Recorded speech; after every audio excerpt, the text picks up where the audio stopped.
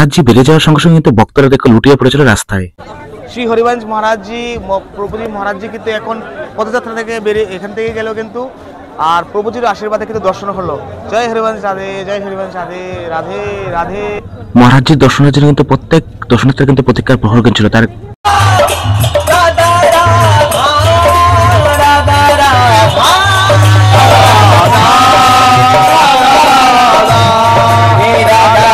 এটা কিন্তু হচ্ছে মহারাজের আশ্রম বারাঘাট শ্রী রাধা কলাকুঞ্জ। নমস্কার বন্ধুরা, এলভি লাকি ভিডিওতে তোমাদের সবাইকে স্বাগতম। বন্ধুরা, আমি কিন্তু আজ রয়েছি পূজ্য শ্রী প্রেমানন্দ মহারাজের আশ্রমে। আর পূজ্য শ্রী প্রেমানন্দ মহারাজের আশ্রমের একান্ত বার্তালাপের টিকিট কিভাবে নেবে, তৎসঙ্গে পূজ্য শ্রী প্রেমানন্দ মহারাজের পদযাত্রা কিভাবে বেরোবে, সম্পূর্ণ তথ্য কিন্তু গাইড কিন্তু করে দেবো। কটায় বেরোন এবং পূজ্য শ্রী মহারাজের আশ্রম কোথায় রয়েছে, সম্পূর্ণ তথ্য গাইড কিন্তু করে দেবো। তাহলে কিন্তু ভিডিওর লাস্ট পর্যন্ত দেখতে হবে কিন্তু থাকতে হবে, তাহলে কিন্তু সম্পূর্ণ তথ্য গাইড কিন্তু পেয়ে যাবে। পূজ্য শ্রী মহারাজজি কিন্তু রাতের বেলা এখানেই বিরাজমান হন। শ্রীকৃষ্ণ শরণম এই জায়গাতে কিন্তু থাকেন, এখান থেকে কিন্তু বেরিয়ে যান। সময় এখন কিন্তু 3:30 4টার সময় মহারাজজি বেরোবেন।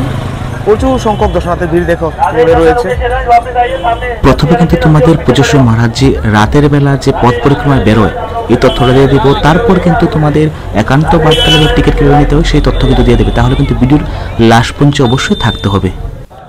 বৃন্দাবনের মাল্টি পার্কিং এর খানিকটা সামনে কিন্তু শ্রীকৃষ্ণের ধামেই পূজ্য শ্রী মহারাজজি বিরাজমান হন। আর এখান থেকে কিন্তু প্রত্যেক দিন ভোর 4টায় কিন্তু বেরিয়ে পড়ে পদযাত্রায়। আর আমরাও কিন্তু এই পদযাত্রায় বেরিয়ে পড়েছিলাম মহারাজজির দর্শনের জন্য। আর মহারাজজির দর্শন করতে গিয়ে দেখি প্রচুর সংখ্যক দর্শনার্থীর ভিড় কিন্তু রয়েছিল। আগে থেকেই কিন্তু ওরা জায়গা নিয়ে বসেছিল, তাই আমাদের খানিকটা কষ্ট করতে হয়েছিল। খানিকটা সামনে গিয়ে কিন্তু আমাদের খানিকটা জায়গা পেয়ে মহারাজজির দর্শনের জন্য প্রতীক্ষার প্রহর গুনছিলাম। শ্রীকৃষ্ণ শরণম ওনার নিবাস স্থান থেকে কিন্তু শ্রী রাধা কলাকুঞ্জ কিন্তু বারাঘাট দূরত্ব 3 থেকে 4 কিলোমিটার পথ। এই পথে কিন্তু প্রত্যেক দিন মহারাজজি পথ পরিক্রমার বেরিয়ে পড়ে প্রত্যেক দর্শনার্থী দর্শন দেওয়ার জন্য। প্রচুর সংখ্যক ভিড় কিন্তু রয়েছে, আর ভিড়কে অপেক্ষা করে কিন্তু আমরা দাঁড়িয়েছি। রুম থেকে কিন্তু দুটোই বেরিয়েছি। এখানে বেশি দূরে নয়, আমাদের রুমের পাশে কিন্তু প্রেমানন্দ মহারাজজির যেখানে পদযাত্রা বেরিয়ে পড়ে পুরো 5 কিলোমিটার রাস্তা জুড়ে কিন্তু প্রচুর সংখ্যক দর্শনার্থীর ভিড় কিন্তু রয়েছে। আর ভিড়কে অপেক্ষা করে কিন্তু আমরাও দাঁড়িয়েছি প্রভুজির দর্শনের জন্য, মহারাজের দর্শনের জন্য। যারাই পূজ্য শ্রী মহারাজজির দর্শন করবেন ওদের জন্য একটাই বার্তা থাকবে, অবশ্যই 3 থেকে 4 ঘন্টা আগে এসে জায়গা নিয়ে নেবেন, না হয় কিন্তু জায়গা পাওয়া ভীষণ কষ্টকর হয়ে দাঁড়াবে।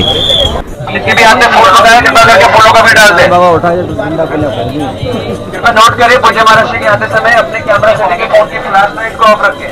फ्लैश लाइट पूज्य महाराज जी की आंखों में लगती है। পূজ্য শ্রী মহারাজজির এটাই পরিক্রমার পথ, তাই ভক্তরা কিন্তু প্রচুর সংখ্যক ফুলের বর্ষা করে দিচ্ছে এই রাস্তায়। বহু প্রতীক্ষার পর কিন্তু পূজ্য শ্রী মহারাজজির দর্শনের পালা। অনেক দর্শনার্থীরা কিন্তু প্রতীক্ষার প্রহর গুনছিল কখন মহারাজজি পথ পরিক্রমায় বেরোবে এবং আমরা কিন্তু মহারাজের দর্শন করব। এবার একই সঙ্গে কিন্তু মহারাজ দর্শন করছিল।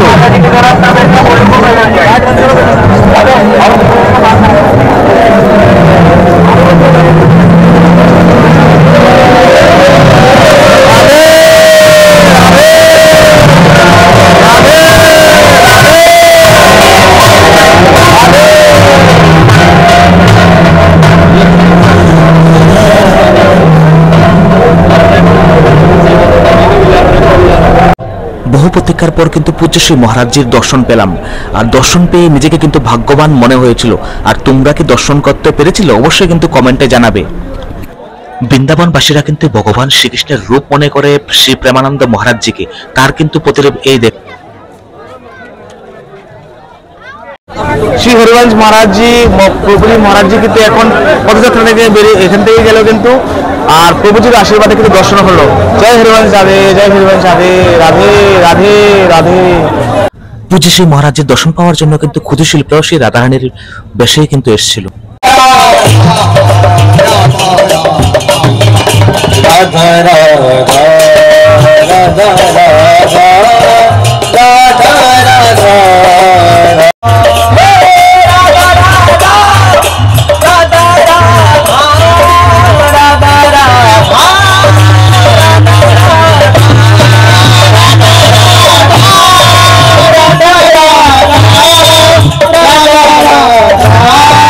পূজ্য পূজ্য শ্রী প্রেমানন্দ মহারাজের দর্শনের পর ভাবলাম যে সামনের দিকে এগিয়ে যাবো এবং ওনার আশ্রমের দিকে আমরা যাব, কিন্তু দর্শনার্থীর এত ভিড় ছিল, ভিড়কে অপেক্ষা করেই কিন্তু আমি সামনের দিকে এগোতে শুরু করলাম এবং ওনার আশ্রমের দিকে আমিও যাব, তোমাদের সঙ্গে নিয়ে যাব, অবশ্যই কিন্তু থাকতে হবে। চলো। রাধা রাধা রাধা রাধা রাধা রাধা রাধা রাধা। শ্রী রাধা নাম জপ করতে করতে কিন্তু সামনের দিকে এগিয়ে আসলাম ওনার আশ্রমের দিকে। আশ্রম হচ্ছে বারাঘাট শ্রী রাধা কলাকুঞ্জ। এবার তোমাদের জানিয়ে দিচ্ছি একান্ত বার্তালাপে তোমরা কিভাবে টিকিট সংগ্রহ করবে। এটা কিন্তু হচ্ছে একান্ত বার্তালাপের লাইন।